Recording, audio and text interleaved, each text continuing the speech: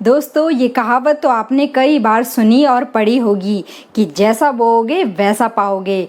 लेकिन इस कहावत का अर्थ बहुत ही कड़वा है। चलिए आज की कहानी से इसका अर्थ जानते हैं।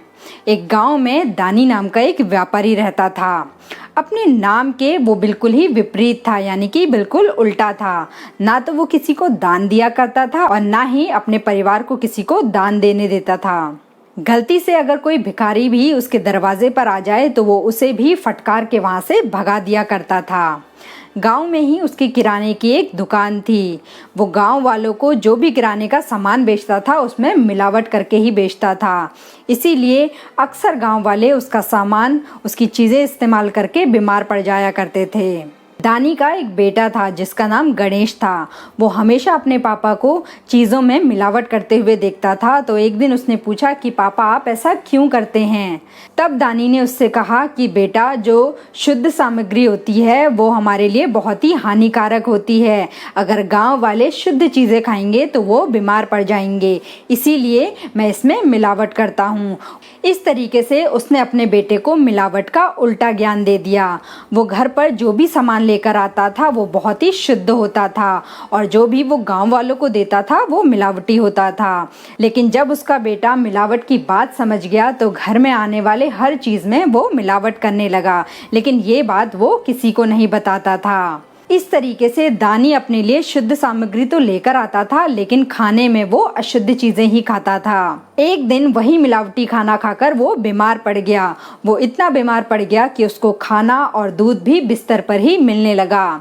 बीमार दानी को दूध देने की जिम्मेदारी उसके बेटे की थी।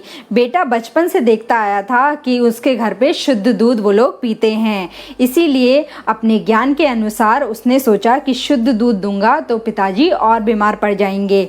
इसीलिए वो हमेशा आधी ग्लास का दूध खुद पी जाता और आधा बचा हुआ दूध उसमें पानी मिलाकर अपने पिताजी को देने लग गया। एक दिन दानी जब दूध पी रहा था तो उसे लगने लगा कि पानी की मात्रा ज़्यादा है और दूध अशुद्ध है, लेकिन फिर वो अपने मन को समझा लेता कि मैं हमेशा ही शुद्ध चीज़ें घर में लाता हूँ, तो ये अशुद्ध कैसे हो सकती है, और दूध तो हमारे घर का ही है, इसीलिए वो कभी मिलावटी नहीं हो सकता। लेकिन एक दिन जब उसे संदेह हुआ और दूध पीने का उसका वक्त हुआ तो उसने खिड़की से झांक कर देखा। उसका बेटा दूध में मिलावट कर रहा था। तब उसके रोंगटे खड़े हो गए।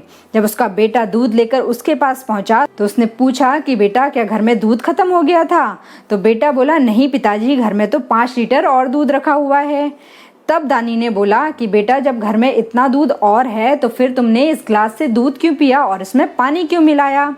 तब बेटे ने कहा कि पिताजी, आप ही तो बोलते थे कि शुद्ध चीज़ें हानिकारक होती हैं, इसीलिए मैंने सोचा कि आप शुद्ध दूध पिएंगे तो आप और बीमार पड़ जाएंगे, इसीलिए मैंने इसमें पानी मिलाया।